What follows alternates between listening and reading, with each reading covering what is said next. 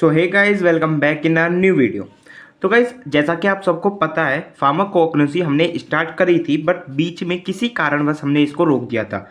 तो इसके जो प्रीवियस 2 वीडियो लेक्चर कवर थे, तो उसमें ना यहाँ तक ओलियोगमरेजिन्स तक कवर था। ठीक है, मतलब फर्स्ट पार्ट हमने कंप्लीट करा दिया था।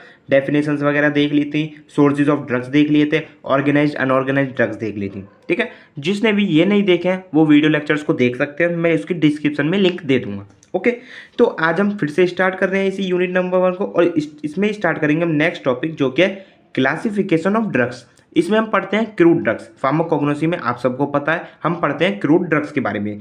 तो क्रूड ड्रग्स का ही हमको क्लासिफिकेशन देखना है। अब वो किन किन बेसिस पर देखना है वो भी आपके सिलेबस में गिवन है।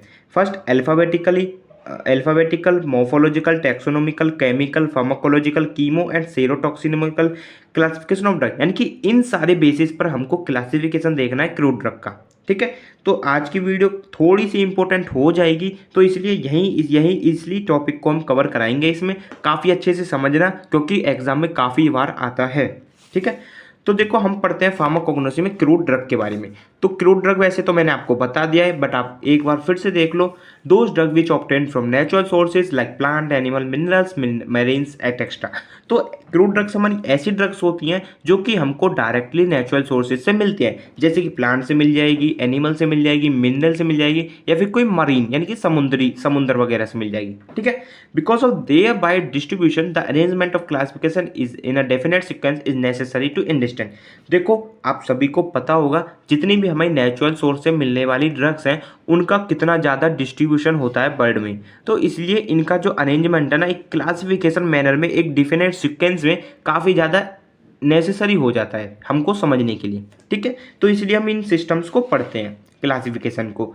तो हमारे फार्माकोग्नोसी में क्लासिफिकेशन हमारे सिलेबस में दिया गया है। अभी जो मैंने बात करी वही है alphabetical, taxonomical, morphological, pharmacological, chemical, chemotaxonomical, serotaxonomical. ठीक है, एक एक करके सबको देख लेंगे, डोंट वरी, इजी है सारी, बस समझना। ठीक है, फर्स्ट है इसमें अल्फाबेटिकल क्लासिफिकेशन। सो अल्फाबेटिकल तो आप सबको पता है, एक सिंपलेस्ट, सबसे सिंपल क्लासिफिकेशन ये अल्फाबेटिकली वाले ही हो गया। In this the crude drugs are arranged according to the alphabetical order of the their Latin and English names. देखो, जितनी भी हमारी क्रूड ड्रग्स होती हैं वो सारी या तो इंग्लिश वर्ड में होंगी या लैटिन वर्ड में होंगी।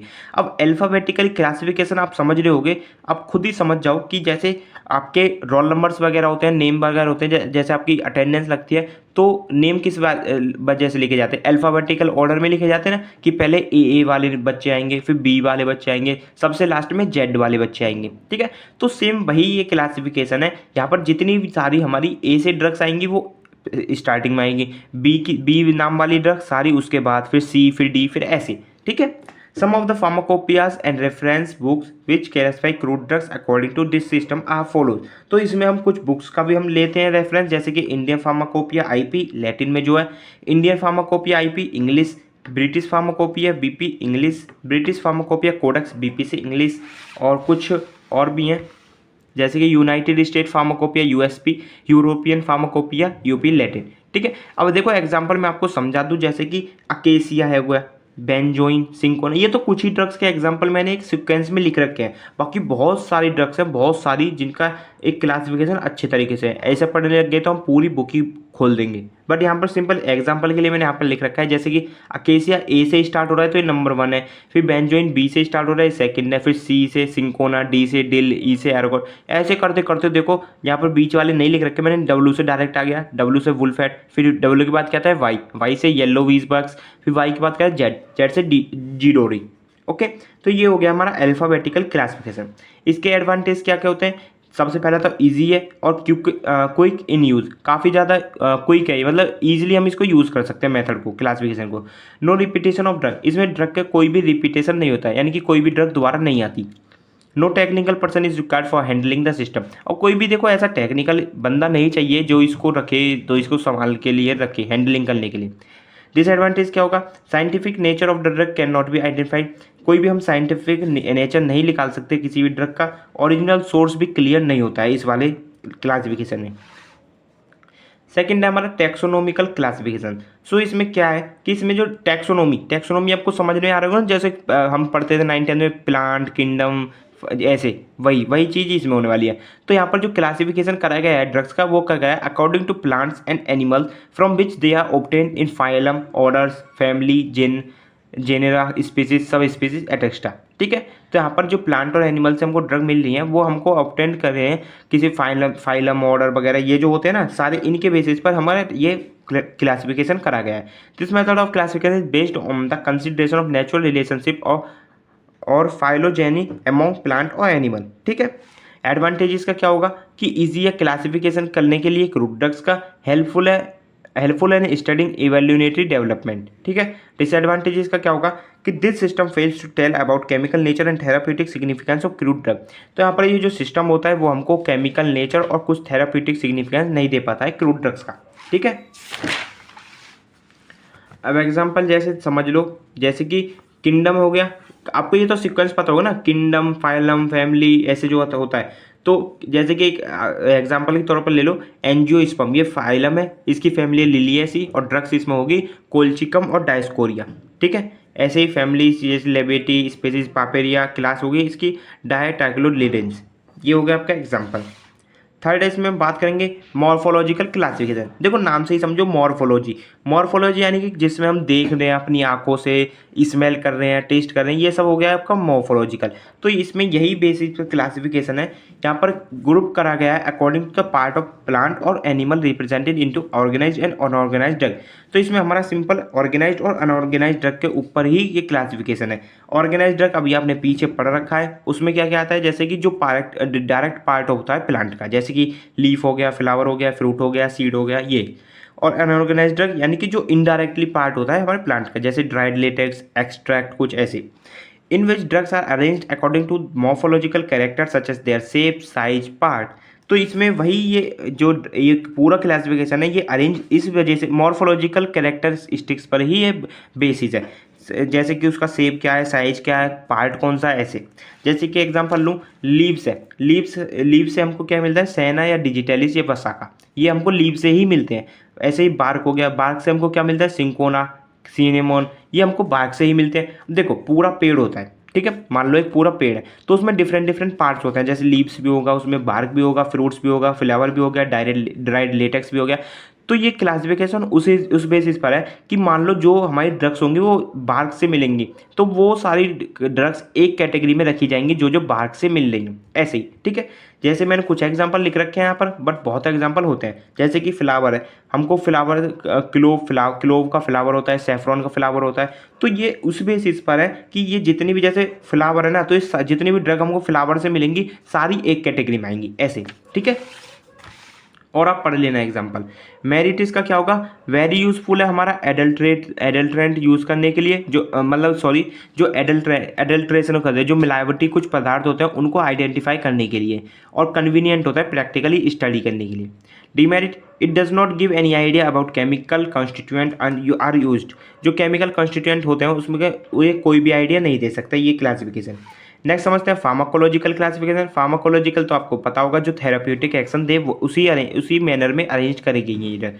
It is more relevant classification and widely use, और ये काफ़ी ज़्यादा यूज़ भी होता है। ठीक है, जैसे इसमें क्या होगा कि जो जो ड्रग जिस चीज़ में इस्तेमाल होगी ना वही इसमें रखी जाएंगी एक कैटेगरी में। जैसे कि फीवर है, फीवर में हम क्या करते हैं, पैरासीटामोल, डोलो 650, ये सारी फीवर की ड्रग है, तो फीवर की ड्रग एक साथ। हेडेक में डिस्प्रिन लेते हैं, तो ये डिस्प्रिन और जो अदर ड्रग है हेडेक के लिए वो सारी एक कैटेगरी में। इमेटिक्स में आईपैक एक दे दें, तो ये इमेटिक्स में आईपैक और जितनी भी ड्रग्स हैं सारी एक कैटेगरी में। परगेटिव्स में सीना देते हैं, सेना और जो परगेटिव्स और होते हैं वो सारी एक कैटेगरी में। ये तो मैंने बस एक एक एग्जांपल यहाँ पर आपको समझाने के लिए दे दिया है। CNS स्टिमुलेट, कॉफ़ी हो गया, कैफीन जिसको हम बोलते हैं। CNS depressant, opium, anti malaria, cinchona. ठीक है, मेरिट्स के सबसे बढ़िया मेरिट तो वही है कि थेराप्यूटिक एक्शन इसमें देखने को मिलता है, और ईजी है हमारा केमिकल कॉन्स्टिट्यूएंट, बट इसमें केमिकल कॉन्स्टिट्यूएंट नोन नहीं होते हैं। ओके, डीमेरिट क्या है इसमें, regardless of morphology, taxonomical और chemical nature, the drugs are grouped together due to their same pharmacological use। तो इसमें क्या होता है ना, सिर्फ हम फार्माकोलॉजिकल एक्शन देखते हैं उसका, ना तो हम उसकी मॉर्फोलॉजी देखते हैं, ना टैक्सोनॉमी देखते हैं, और ना केमिकल देखते हैं। तो ये एक डीमेरिट हो जाता है इसमें। ठीक है, नेक्स्ट देखते हैं केमिकल क्लासिफिकेशन। तो इसमें जो चीज़ मतलब इसमें किस बेसिस पर, इसमें केमिकल क्लास के बेसिस पर है कि उसकी क्या केमिकल नेचर होगा, इस बेसिस पर हमारे ये है क्लासिफिकेशन। जैसे कि लिपिड हो गए, लिपिड जो केमिकल्स होंगे ना, जो लिपिड नेचर के होंगे वो सारे एक जगह इकट्ठे होंगे। जैसे कि लिपिड में कैस्टर ऑयल आ गया, कॉड लीवर ऑयल आ गया, वीजवैक्स आ गया, ये हमारे सारे लिपिड में। ग्लाइकोसाइड में जैसे आपके सेना आ गया, डिजिटलिस आ गया, एलोए आ गया, तो ये हमारे ग्लाइकोसाइड्स हो गए। मतलब एक कैटेगरी की जो सारी ड्रग्स हैं वो एक कैटेगरी में धरी जाएंगी। जैसे एल्कलॉइड्स हो गया, इसमें आता है धतूरा, सिंकोना, टी, कॉफ़ी, ये सारे एल्कलॉइड्स में। विटामिन हार्मोन्स में आ गया आपके इंसुलिन, ऑक्सीटोसिन। प्रोटीन में आ गया आपके gelatin, casein, yeast. Volatile oil में आ गया क्लोव, गार्लिक, तुलसी। एंजाइम में आ गया पेप्सिन, स्ट्रेप्टोकाइनेस। तो एक एक दो एग्जाम्पल आप ध्यान में कर लेना, याद कर लेना, ठीक है।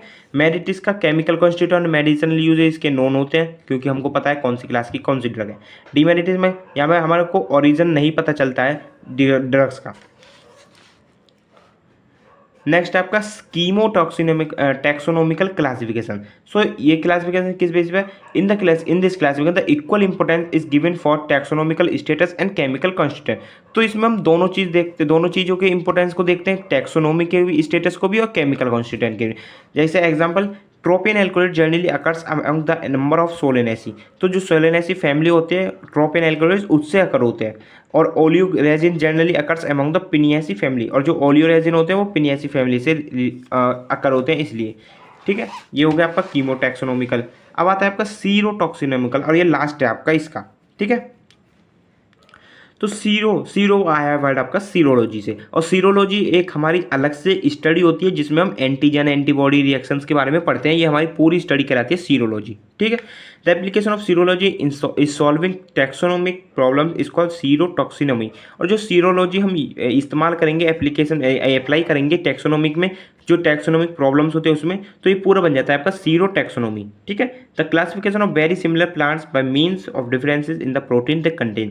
और इसमें जो क्लासिफिकेशन होगा वो जो जितनी ड्रग्स ने जो प्रोटीन कंटेन कर रखा है उस बेसिस पर होगा, जिस प्लांट ने जैसे प्रोटीन कंटेन कर रखा है उस बेसिस पे होगा, ठीक है। तो गाइज आपका ये आज कंप्लीट हो गया, ये वाला क्लासिफिकेशन ऑफ ड्रग। हमने सारे बेसिस पर इसके क्लासिफिकेशन देख लिए हैं, ठीक है। आई होप आपको कवर अच्छा लगा होगा, ये अच्छा लगा होगा आपका लेक्चर्स। और नेक्स्ट वीडियो में हम समझेंगे फिर quality control of drug of natural origin. Adulteration काफ़ी ज़्यादा इंपॉर्टेंट टॉपिक है, तो कल वाले वीडियो लेक्चर को अच्छे से देख लेना, ठीक है। मिलते हैं कल आपके नए वीडियो लेक्चर के साथ, तब तक के लिए बाय बाय, टेक केयर।